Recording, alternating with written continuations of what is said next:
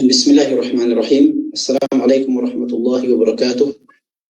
Alhamdulillahi rabbil alamin. Alhamdulillahilladzi hadana lihadza wa ma kunna linahtadiya laula an hadana Allah. Wa asyhadu an la ilaha illallah wahdahu la syarika lah. Wa asyhadu anna sayyidana wa nabiyyana Muhammadan abduhu wa rasuluh sallallahu alaihi wa ala alihi wa sahbihi wa man tabi'ahum bi ihsanin ila yaumiddin. Amma ba'd. Para ikhwah, akhwat, pemirsa sekalian yang dimuliakan oleh Allah Tabaraka wa Ta'ala, pada kesempatan kali ini insyaallah kita kembali akan mengkaji salah satu hadis dari hadis-hadis Rasulullah sallallahu alaihi wasallam yang seringkali disalah paham. Pembahasan kita pada kali ini adalah sebuah hadis yang diriwayatkan oleh Al-Bukhari dan Muslim dari jalur Ibnu Syihab Az-Zuhri dari Abu Salamah Ibnu Abdurrahman Ibni Auf Az-Zuhri dari Abu Hurairah radhiyallahu anhu wa Rasulullah sallallahu alaihi wasallam bersabda, "At-tasbihu lirrijali wat-tasfiqu lin-nisa." Wa fi riwayatin falyusaffih an-nisa. Hadis ini diriwayatkan oleh Bukhari Muslim. Tentunya adalah hadis yang sangat sahih dan maknanya bahwa ucapan tasbih hanyalah khusus untuk kaum laki-laki dan tepuk tangan hanyalah khusus untuk kaum perempuan. Ucapan tasbih hanyalah khusus untuk laki-laki dan tepuk tangan hanyalah khusus untuk kaum perempuan. At-tasfiq atau at-tasfih, ya, dengan qaf terakhir atau dengan ha pada huruf terakhir. At-tasfiq atau at-tasfih. At-tasfih artinya darbul usbu'ain atau darbu al-isba'ain min ihda al-yadaini 'ala al-ukhra, ya, atau 'ala al-yad al-ukhra. Ya, artinya at-tasfih artinya menepukkan dua jari ke telapak tangan. Itu namanya at-tasfih, ya, cuma dua jari gini, ini namanya at-tasfih. Adapun at-tasfiq, ya, at-tasfiq adalah tepuk tangan, tetapi tepuk tangan yang dimaksud dalam hadis ini adalah tepuk tangan menepukkan telapak tangan pada punggung tangan yang lain, ya, misalnya menepukkan telapak tangan kanan pada punggung tangan kiri, ya, bukan tepuk tangan seperti yang kita upload yang saya sering lakukan, tapi punggung tangan ditepuk oleh telapak tangan, ya, atau salah satu di antara keduanya. Itu yang namanya at-tasfiq. Hadis ini seringkali disalahpahami dari beberapa hal. Yang pertama adalah dari gambaran tepuk tangan yang disebutkan. Ya, tadi kita sudah sebutkan bahwa seringkali tepuk tangan yang ada atau yang sering kita lakukan adalah dengan memukulkan antara tepuk tangan yang satu dengan tepuk tangan yang lain, atau memukulkan antara telapak tangan yang satu dengan telapak tangan yang lain. Tapi yang benar adalah menepukkan telapak tangan pada punggung tangan yang lain. Itu namanya at-tasfiq. Di antara kesalahpahaman yang lain adalah terkait apakah hadis ini khusus dilakukan dalam sholat, ya, atau apakah larangan atau kekhususan tepuk tangan bagi kaum wanita ini khusus dalam sholat, ataukah umum mencakup dalam sholat sekaligus di luar sholat, ya. Juga apakah tepuk tangan ini umum dilakukan oleh kaum wanita ketika sholat bersama berjamaah dengan kaum laki-laki ataupun mencakup sholat berjamaah sesama kaum wanita. Ini juga beberapa hal yang perlu diluruskan. Di antaranya juga adalah berbagai macam hal terkait dengan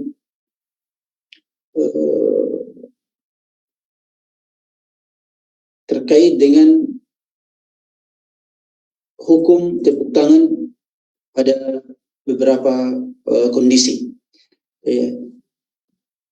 Hal yang pertama adalah hukum tepuk tangan bagi laki-laki dalam sholat. Hal yang pertama adalah apakah hadis ini mencakup kekhususan tepuk tangan dalam sholat bagi kaum wanita atau boleh dilakukan di luar sholat sekaligus bagi kaum laki-laki. Tentunya soalan ini merupakan khilaf di antara sebagian mazhab atau sebagian para ulama, tetapi mazhab jumhur rahimahumullah ta'ala bahwa hadis ini hanya berkaitan dengan sholat. Jadi tepuk tangan yang ada dalam hadis ini hanya berkaitan dengan sholat. Dan ini dijelaskan oleh hadis Bukhari Muslim yang lain dari jalur Imam Malik, Aziz, Darawudi dan lain-lainnya dari Abi Hazim dari Sa'ad ibn Sa'ad As-Sa'idi radhiyallahu anhu wa Rasulullah sallallahu alaihi wasallam bersabda, man nabahu syai'un fi salati falyusabbih fa innahu idza sabbaha tufita ilaihi wa innama tasfiqu lin-nisa. Ini kisah ketika Abu Bakar radhiyallahu anhu menjadi imam di akhir hayat Rasulullah sallallahu alaihi wasallam, dan ketika Rasul masuk untuk sholat maka para sahabat bertepuk tangan untuk memperingatkan Abu Bakar supaya mundur, dan Rasulullah menjadi imam pada saat itu. Kemudian Rasulullah mengatakan, kalau ada sesuatu yang kalian dapatkan dalam sholat, maka hendaknya kalian bertasbih untuk mengingatkan sang imam, atau ada hal-hal lain hendaknya bertasbih. Adapun tepuk tangan maka ini khusus bagi kaum wanita. Ini menunjukkan bahwa tasbih dan tasfiq atau tepuk tangan ini khusus untuk sholat, atau ketika sholat berjamaah atau ketika sholat sendiri. Para ulama mengatakan bahwa hal ini bisa digunakan sebagai bentuk tanbih dalam sholat. Ketika kita sholat sendiri misalnya, terus ada yang mengetuk pintu, maka kaum laki-laki bisa bertasbih, subhanallah, agar orang yang mengetuk pintu bisa mengetahui bahwa Anda sedang sholat. Juga kaum wanita hendaknya tasfiq, bertepuk tangan ketika ada orang yang mengetuk pintu misalnya. Tepuk tangan ketika orang yang mengetuk pintu mendengar itu, maka dia akan paham bahwa Anda sedang sholat. Atau misalnya ada orang yang lewat, perlu untuk ditanbih, kita sholat misalnya di sebuah halaman atau di sebuah masjid, terus ada orang yang lewat di depan kita misalnya, jatuh barangnya, dompetnya dan sebagainya, kaum laki-laki bisa memberikan tanbih dengan subhanallah, dan kaum perempuan bisa memberikan tanbih atau peringatan dengan tepuk tangan, agar orang yang lewat tersebut bisa kemudian merasa bahwa dia sedang diberikan peringatan terhadap suatu hal. Ini merupakan salah satu kondisi di mana seseorang kondisi dalam sholat yang dibolehkan untuk bertasbih dan tepuk tangan. Apakah tepuk tangan ini juga dibolehkan di luar sholat bagi kaum perempuan? Bagi kaum perempuan, jawabannya adalah bahwa para ulama rahimahullah juga berbeda pendapat. Apakah kaum perempuan boleh bertepuk tangan dalam sholat dan juga di luar sholat? Dalam tepuk tangan apa saja? Apakah telapak tangan dengan telapak tangan atau telapak tangan dengan punggung tangan? Para ulama juga berbeda pendapat. Yang membolehkan mengatakan bahwa kaum perempuan dibolehkan bertepuk tangan dalam sholat, apalagi, dan ini kebolehan ini juga lebih dibolehkan bila hal itu di luar sholat. Karena di dalam sholat saja dibolehkan untuk memberikan peringatan, maka tepuk tangan di luar sholat untuk memberikan peringatan atau hal-hal lain itu juga dibolehkan. Sebagian ulama ya, yang melarang mengatakan bahwa ini merupakan bentuk tasyabbuh, ya, penyerupaan, mengekor, ya, budaya orang-orang kafir, ya. Ya. Juga hal ini merembes pada hukum tepuk tangan bagi kaum laki-laki. Apakah kaum laki-laki boleh bertepuk tangan di luar ibadah, ya, di luar salat, di luar ibadah, ataukah tidak? Ya. Ini juga, ya, perbedaan pendapat dari kalangan para ulama, utamanya ulama kontemporer. Ya,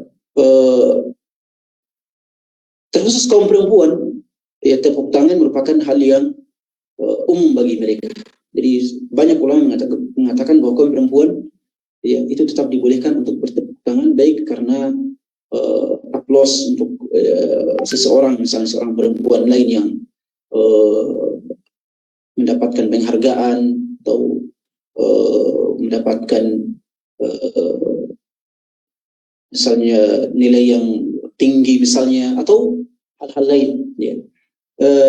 Adapun kaum laki-laki, maka sebagian ulama melarang karena berdalil dengan hadis at-tasfiqu lin-nisa, bahwa tepuk tangan hanyalah khusus bagi kaum wanita, dan juga berdalil dengan ibadahnya kaum Quraisy di Ka'bah yang dilarang oleh Allah tabaraka wa taala, wa ma kana salatuhum indal baiti illa muka'an wa tasdiyah, ya, bahwa orang-orang kafir Quraisy kaum dahulu ibadah mereka di Ka'bah itu hanyalah al-muka adalah siulan, dan juga tasdiyah ini adalah tasfiq atau tepuk tangan. Ya, tentunya ini juga sebagian pendapat para ulama rahimahullah taala, tetapi Ibnu Utsaimin rahimahullah taala dan juga ulama-ulama yang lain mengatakan bahwa tepuk tangan yang dilarang oleh Allah tabaraka wa taala adalah tepuk tangan ketika ibadah. Tepuk tangan ketika ibadah, ya. Adapun, ya, tepuk tangan ketika ibadah, dan tepuk tangan ketika ibadah ini adalah tepuk tangan yang dianggap sebagai bagian dari ibadah. Misalnya ketika berzikir, ya, sebagian sufi melakukan ini ketika berzikir sambil bertepuk tangan misalnya, atau sambil berjoget, ya, atau menari, sebagaimana, ya, zikir kaum sufi ini termasuk ibadah yang dilarang karena, ya, tidak sesuai dengan bentuk ibadah yang disyariatkan dalam Islam, ya. Nah, selanjutnya, apakah kaum laki-laki ketika, ya, ingin memberikan peringatan kepada imam yang salah atau kepada orang yang lewat, apakah kaum laki-laki dilarang dari bertepuk tangan, dan kaum wanita dilarang dari mengucapkan subhanallah? Ya, kita sudah katakan tadi dalam hadis, kaum laki-laki mengucapkan tasbih ketika memberikan peringatan pada imam atau pada orang lain, dan kaum perempuan bertepuk tangan. Tetapi kalau seandainya laki-laki sebaliknya, misalnya bertepuk tangan ketika memberikan peringatan, atau perempuan mengucapkan tasbih ketika memberikan peringatan, apakah dilarang? Ya, maka tentunya ada larangan, tetapi tidak sampai pada derajat keharaman. Ya, yang lebih rajih insyaallah dari pendapat para ulama, bahwa seorang wanita tetap bisa mengucapkan subhanallah, ya, tetap bisa mengucapkan subhanallah walaupun berjamaah dengan kaum laki-laki, dan dia tidak mendapatkan dosa dari itu. Tetapi yang lebih utama baginya, ya, adalah bertepuk tangan. Adapun mengucapkan subhanallah maka dimakruhkan baginya. Demikian pula kaum laki-laki, yang lebih utama adalah, yang sunnah baginya adalah mengucapkan subhanallah, dan dimakruhkan untuk bertepuk tangan, dan tidak sampai pada derajat keharaman. Apakah kaum wanita ketika sholat sesama kaum wanita, ya, dan imamnya salah misalnya, apakah dia bertepuk tangan atau mengucapkan subhanallah? Dari secara zahir, dari makna zahir hadis ini, seakan-akan kaum wanita tetap disuruh untuk bertepuk tangan ketika imam mereka, ya, yang juga seorang wanita bersalah, ya, atau tersalah dalam gerakan sholat. Tetapi, ya, dari hadis ini, ya, dari hadis ini bisa juga dipahami bahwa sesama kaum wanita itu cukup mengucapkan subhanallah dan tidak perlu bertepuk tangan. Kenapa? Karena hadis ya, larangan kaum wanita mengucapkan subhanallah ketika berjamaah dengan kaum laki-laki memiliki faktor tersendiri, ya, memiliki faktor yaitu agar suaranya tidak mengganggu kaum laki-laki, agar suaranya tidak mengganggu kaum ya, laki-laki, ya. Karena ya apalagi dalam sholat, ya, kalau laki-laki mendengar suara kaum perempuan, ya maka tentunya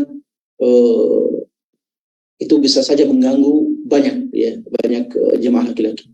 Juga dalam sholat, ya, atau suara perempuan hendaknya tidak dikeraskan, lagi ya tidak dikeraskan, ya, keras sekali, ya. Hal ini bisa berimbas pada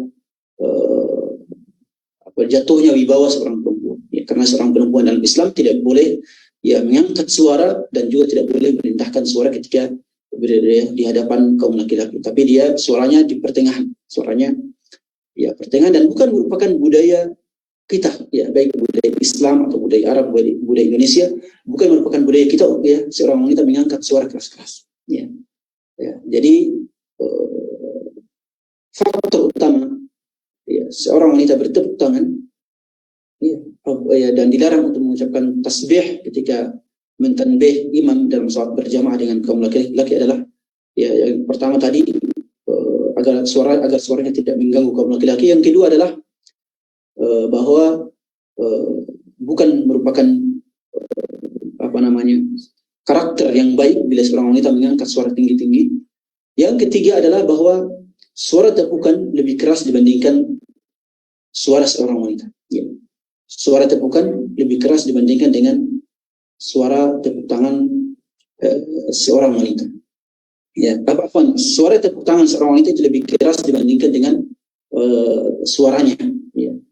Adapun laki-laki maka suara mereka rata-rata besar, ya, dan cukup mengucapkan subhanallah. Jadi seorang wanita kalau berada salat berjamaah dengan wanita yang lain, kalau imamnya salah maka dia juga mengucapkan subhanallah sebagaimana yang dilakukan oleh Aisyah radhiyallahu anha ketika diimami oleh Asma bintu Abi Bakar radhiyallahu taala anha atau radhiyallahu taala anhum ajma'in.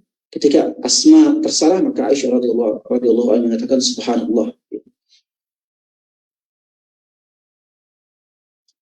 Di antara hal lain terkait dengan tepuk tangan ini adalah bahwa apakah seorang wanita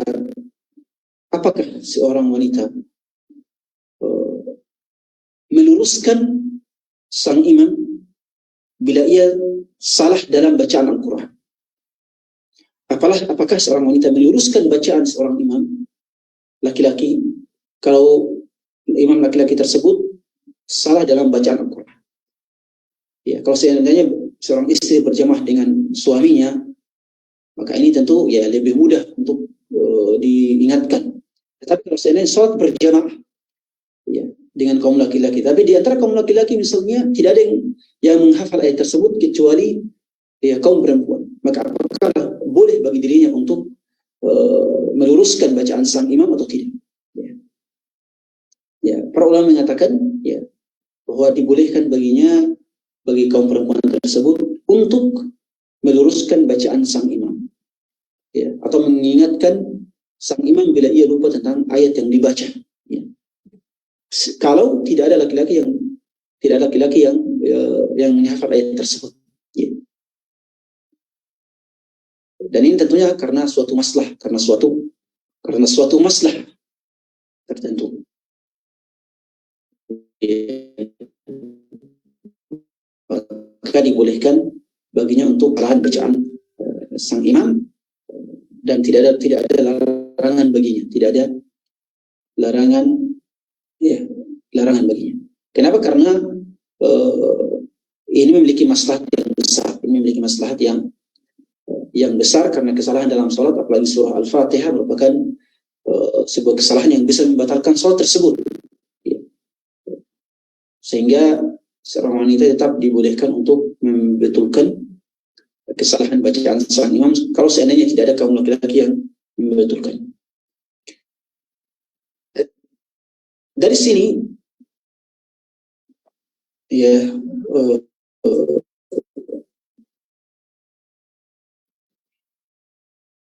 dari sini mungkin sebagian orang mengatakan bahwa kaum wanita tidak boleh berbicara di hadapan laki-laki. Ya. Di hadapan di dalam sholat saja ia dilarang untuk mengucapkan atau mengeluarkan suara, apalagi di luar sholat. Ya, tentunya kita sudah sebutkan kalau seandainya ada maslahat, ya, maka itu dibolehkan. Kalau ada maslahat, maka itu dibolehkan. Ya. Karena kita sudah sebutkan bahwa perempuan tidak mengeluarkan suara tasbih ketika sholat, ya, untuk mentanbih, untuk memperingatkan imam yang salah, itu karena suatu maslahat. Dan maslahat ini bisa dilanggar kalau seandainya ada maslahat yang lebih besar dari maslahat tersebut. Ya. Ini kemudian membawa kita pada persoalan lain. Apakah suara wanita aurat? Apakah suara wanita aurat sehingga dia tidak boleh berbicara di hadapan laki-laki yang bukan mahramnya? Ini juga telah dibahas oleh para ulama rahimahullah taala bahwa ya suara perempuan pada asalnya bukan aurat. Ya. Suara perempuan pada asalnya bukan aurat baginya, ya, bukan aurat baginya. Dan ini telah jelas ya, dalam hadis-hadis Rasulullah SAW dalam masyarakat para sahabat radhiyallahu anhum, adalah hal biasa bila seorang wanita berbicara dengan laki-laki selain mahram, tentunya di selain khalwat, ya, di tempat keramaian dan sebagainya. Ya. Kaum wanita berbicara dengan Rasulullah SAW, berbicara dengan para sahabat, ya, dalam persoalan jual beli dan persoalan muamalah secara umum, ya, kaum wanita pada masyarakat sahabat radhiyallahu anhum, ya, berbicara dengan kaum laki-laki pada hajat, ya, sekadar hajat yang mereka butuhkan. Ya. Tentunya dengan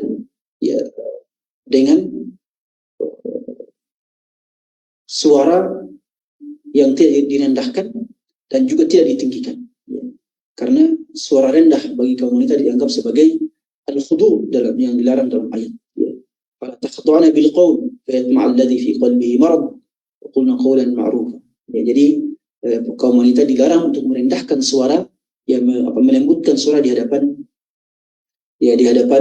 laki-laki yang bukan mahram. Juga dilarang untuk meninggikan suara. Kenapa? Karena itu melanggar karakter dirinya sebagai seorang wanita. Ya. Tapi hendaknya pertengahan, wa qulna qawlan ma'rufa. Qawlan ma'rufa di sini adalah, ya, ucapan yang baik dan ucapan yang dengan intonasi pertengahan, mu'tadilan. Intonasi pertengahan atau mu'tadil. Dia tidak melembutkan suara dan juga tidak meninggikan suara, tapi pertengahan. Qawlan.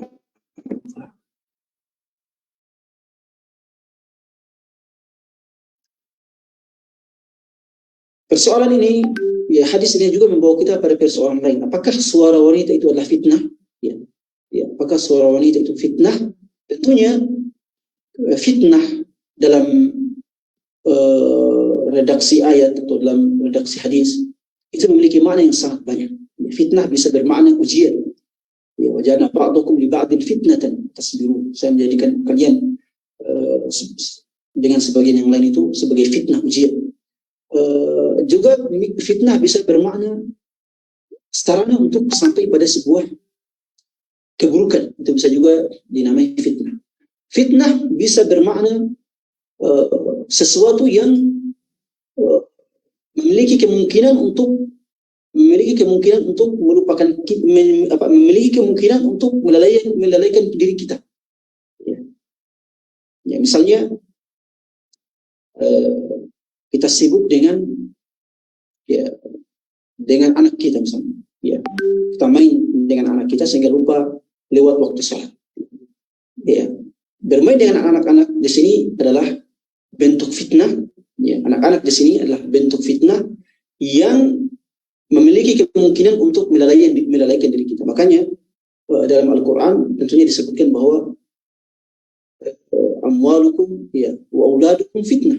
Ya, amwalukum wa auladukum fitnah. Harta, walaupun secara syar'i mencari harta adalah sesuatu yang halal, tetapi harta memiliki kemungkinan untuk membuat kita lalai, dan ini bisa disebut dengan fitnah.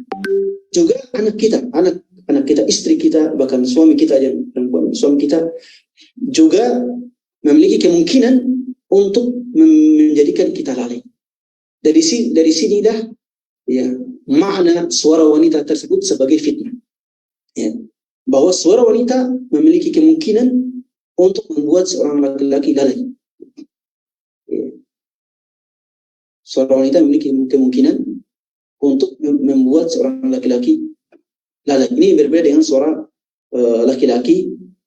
Ya, kalau suara laki-laki didengar oleh kaum perempuan, ya itu insya Allah tidak akan ada fitnah, tidak akan ada fitnahnya kecuali kalau ucapannya mengandung mengandung redaksi yang bisa membuatnya terfitnah. Tetapi secara umum suara, ya, lirik suara ya, atau ya perempuan tidak sama dengan kaum laki-laki dalam kemungkinan untuk menimbulkan fitnah ya bagi lawan jenisnya. Dari sinilah bahwa suara wanita hendaknya tidak dimunculkan kecuali pada hajat tertentu atau pada hajat dibutuhkan ketika keadaan darurat. Kenapa? Karena dia punya qabiliyah, ada kemungkinan untuk memberikan fitnah pada lawan jenisnya. Makanya dalam sholat kaum wanita dimakruhkan untuk mengeluarkan suara tasbih, ya cukup dengan bertepuk tangan, karena tepuk tangan tidak akan menimbulkan perasaan apapun pada kaum laki-laki. Dan ini merupakan bentuk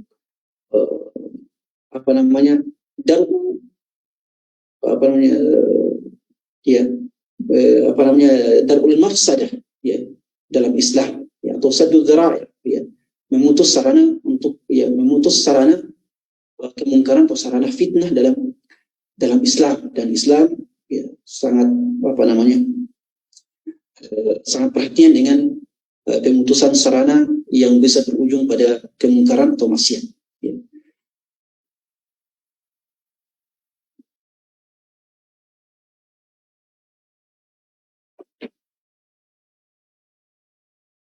Kemudian di antara hal lain, kenapa kaum wanita tidak dibolehkan untuk bersuara ketika sholat, ya tidak mengucapkan tasbih, karena kaum wanita memiliki ya pada umumnya ya memiliki sifat malu.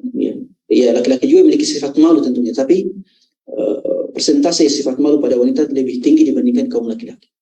Dari sisi ini, ya kaum wanita kalau seandainya mengucapkan suatu ucapan dalam sholat dan bisa diketahui oleh kaum laki-laki, maka dia pasti akan merasa malu. Ya, maka dari sisi ini dia disyariatkan untuk bertepuk tangan, karena dengan tepuk tangan tidak ada satu orang pun laki-laki yang akan mengetahui. Ya, dia akan mengetahui siapa yang bertepuk tangan di kalangan wanita. Dan ini juga merupakan raf'ul haraj ya, untuk menghilangkan rasa malu dari ya kaum wanita ketika memperingatkan imam ya.